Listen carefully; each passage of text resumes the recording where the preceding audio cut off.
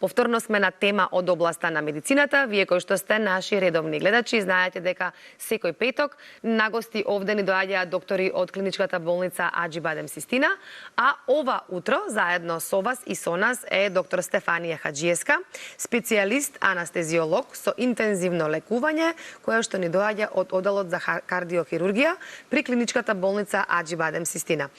Доктор Хаџиевска, добро утро. Добро утро. Добро ни дојдовте во утринската програма. Ке зборуваме за подготовка на пациент со акутна дисекција на аорта. Точно.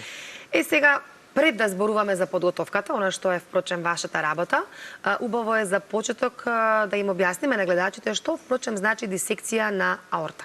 Добро утро на вас, добро утро на сите гледачи на утринската програма на Алфа телевизија. Значи, акутна дисекција на аорта, тоа е дисекција на аорта, значи раслојување на зидот на аортата. Аортата е најголемиот артериски крвен сад, кој што го снабдува целото тело и сите витални органи со крв и излегува од левата комора на срцето. Дисекцијата значи раслојување на зидот на аортата. Таа е високоеластичен крвен сад, артериски крвен сад, кој што е прилагоден на големи разлики на притисоци во човековото тело. Меѓутоа, при константен притисок, при константен стрес на зидот на аортата, доаѓа до нејзино раслојување. Таа се состои од три зидови, од три слоеви внатрешни, тоест на васкуларниот зид, интима, медија и адвентиција. Значи, во внатрешниот слој, кој ќе дојде до расцеп, во интимата, према медијата, према средниот зид, настанува еден лажен лумен на аортата, значи кој што не ги задоволува потребите на снабдување на крв према другите витални органи. Има голема смртност, значи е животозагрозувачко заболување. Пола од пациентите умираат во домашни услови, значи не стигнуваат воопшто до болнички услови и понатаму од 1 до 2% расте процентот на смртност во секој нареден час, значи од настапување на главниот знак на дисекцијата на аорта, а тоа е градна болка. Тоа е јака проводувачка градна болка, која што пациентите често пати знаат и да ја занемарат. Или може би да помисли дека е нешто друго, така? Да, може да маскира и други заболувања, затоа тука е многу важна навремената дијагноза и навременото спроведување на пациентот. Градната болка, значи, знае да биде или во предниот дел на градниот кош или во задниот, во зависност од тоа кој дел на аортата е зафатен, така да и оваа дисекција на аорта во зависност од локализацијата и во зависност од времето на појавување се дели према времето на појавување, значи хиперакутна е таа што се појавува во првите 24 часа од појавувањето на градната болка. Акутна е значи од првите 24 часа до 14 дена. Субакутно 14 дена до 90 дена, веќе после 90 дена таа преминува во хронична, доколку пациентот ја има таа среќа да се застане крварењето и да се истампонира, се вика тоа, да се застане самата од себе, така? Самата од себе да престане. Меѓутоа, и тоа понатаму си носи своји ризици доколку навремено не се дијагностицира и не се Да се вратиме кај симптомите. Она што е многу важно и она што треба да им се објасни на гледачите. Кажавте, наеднаш доаѓа јака, остра болка или напред или назад. Како нож или напред или назад. И не треба да се занемарува. Воопшто не треба да се занемарува. Кога треба да се јават на доктор? Значи пациентите, пошто таа градна болка најчесто е проследена со други симптоми. Значи може да се јави препотување, може да се јави вртоглавица, може да се јави значи појава на абдоминална болка, на ладни екстремитети, на разлики во притисоци, па ќе кажам во зависност од тоа кој дел на аортата е зафатен.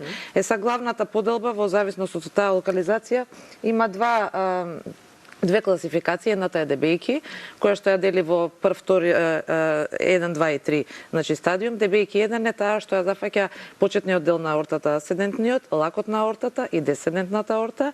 Тип 2 е само почетниот дел на аортата и тип 3 е од излезиштето на левата субклавијална артерија, значи тоа е таа десцендентна аорта што ја викаме торакална аорта.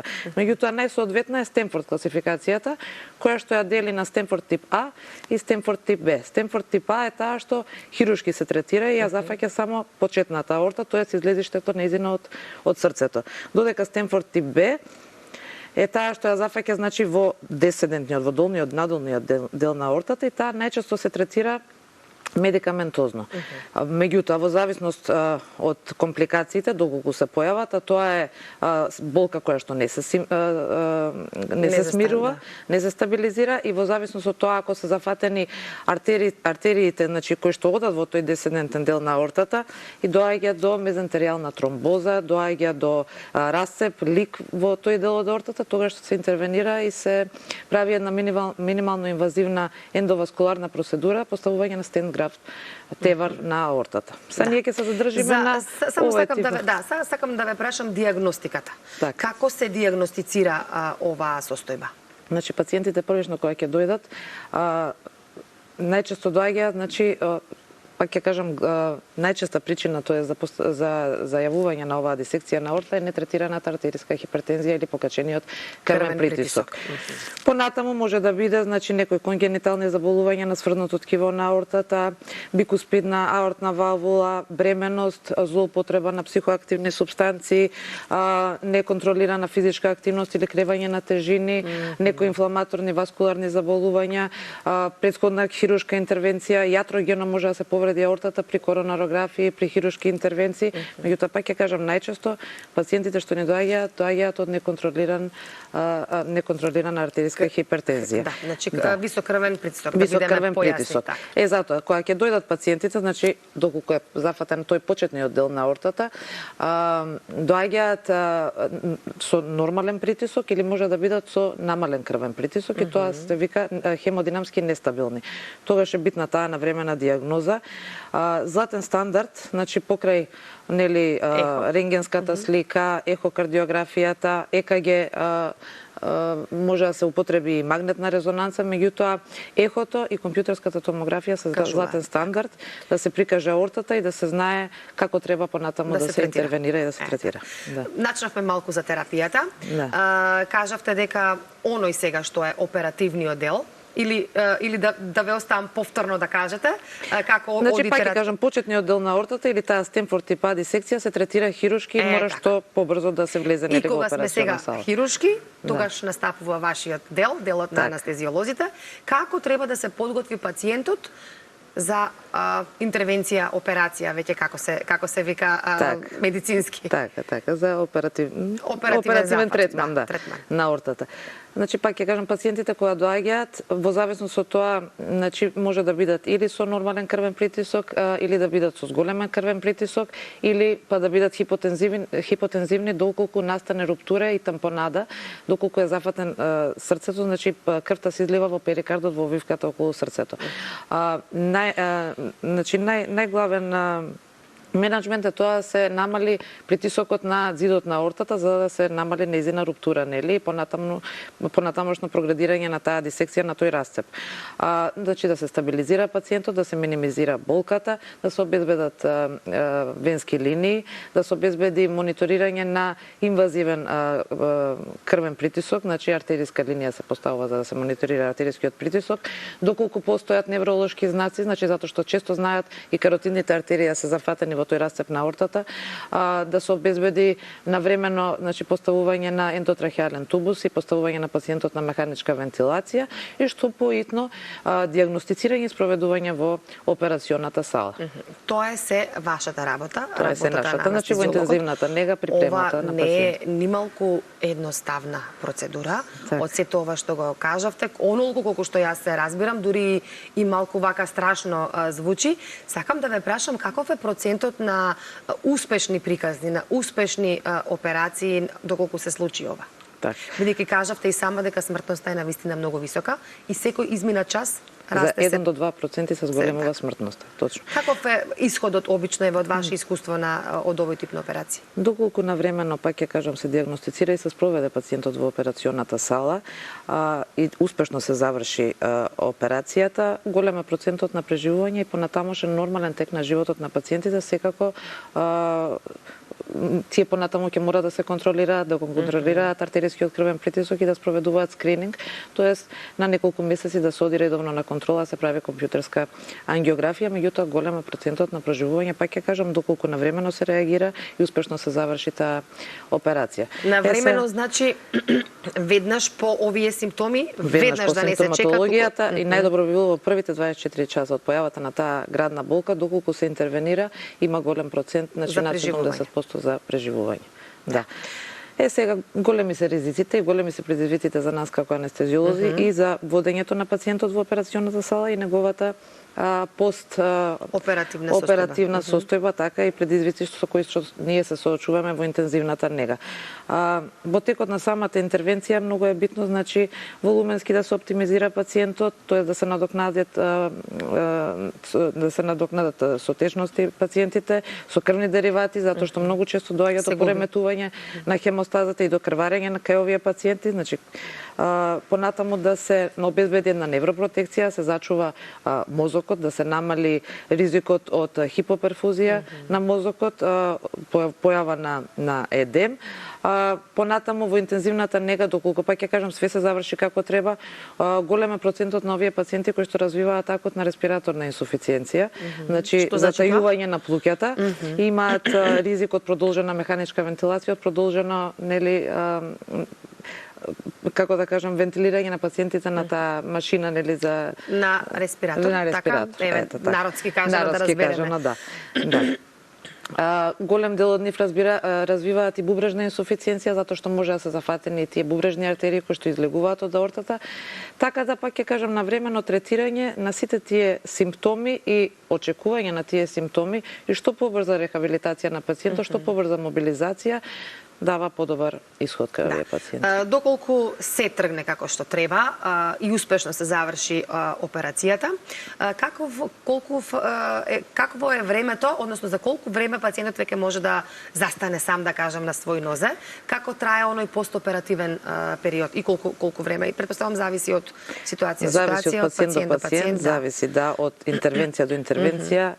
Не напоменав, меѓутоа зависи и типот на интервенција која што ќе се спроведува, пак ќе кажам, и да е на тој почетен дел на аортата, зависи дали е зафатена аортната валвула, дали таа треба да се коригира или само се стават стент графт на аортата. Значи пак ќе кажам, зависи од типот на интервенција, зависи од пациентот, од возраста.